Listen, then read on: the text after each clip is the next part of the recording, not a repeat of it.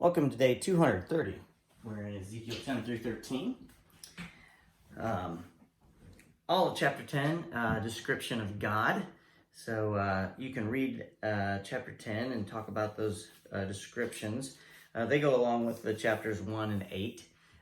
So just describing again what Ezekiel said during that time when he was at the Kebar River. All right, and then I don't want to just kind of gloss over that. I'm just saying it's a great description, validifying what he said, what he saw. So three different times going through there and having the description is good to hear that and see that.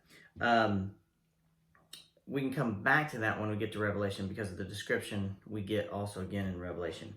Again, another description of God. So something else to add to your list of God's descriptions is that he knows every thought. We've talked about this probably 4 or 5 more times, different references in there. So in 11:5, he says, "Then the Spirit of the Lord came upon me and told me to say, 'This is what the Lord says to the people of Israel. I know what you are saying, for I know every thought that comes into your minds.'"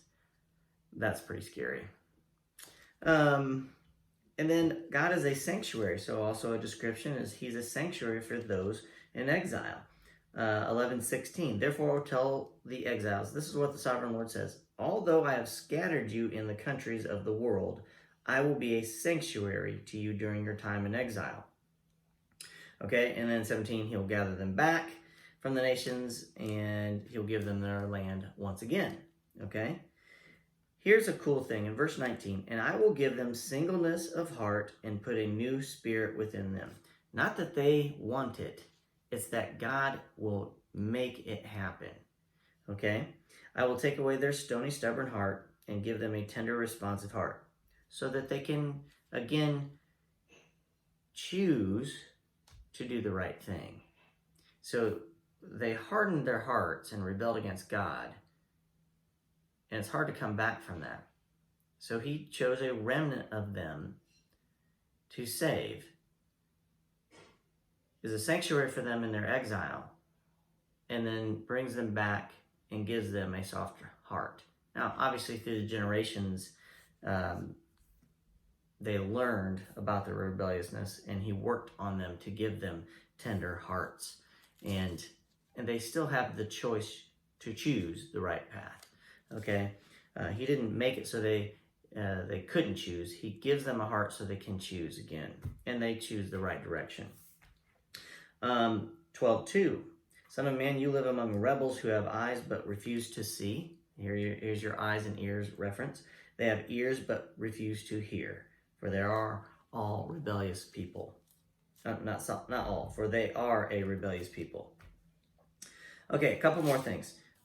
He does spare a few from war, famine, and disease. Here's our war, famine, and disease reference again, 12:16.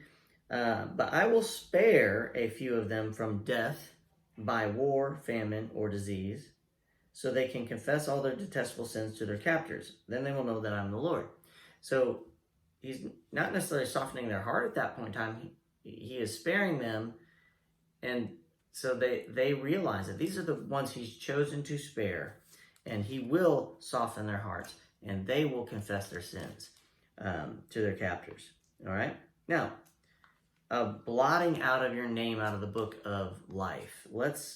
We have a reference here, and this is really important to understand that God does blot out names. 13:9, "I will raise my fist against all the prophets who see false visions and make lying predictions, and they will be banished from the community of Israel. I will blot their names from Israel's record books, and they will never again set foot in their own land. Then you will know that I am the sovereign Lord." Pretty scary, but we also have learned that God will not blot our names out. He's made a promise. His chosen people were separate from others. And I'm not talking about Jewish people. We've already discussed this.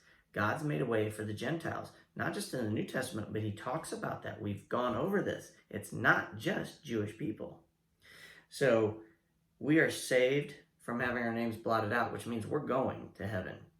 And these rebellious people, they are having their names blotted out. I'm not saying that in boasting and saying, ha, ha, ha, we made it and you didn't. No, it's a scary thought. God chose us. And he doesn't want anyone to suffer, which we'll read about that later on. They choose to have hardened hearts. And be thankful that God has given you a heart like that. Not hardened, but that you have a soft heart in a way that you can still choose to do great things. That's your day 230. I'll see you tomorrow.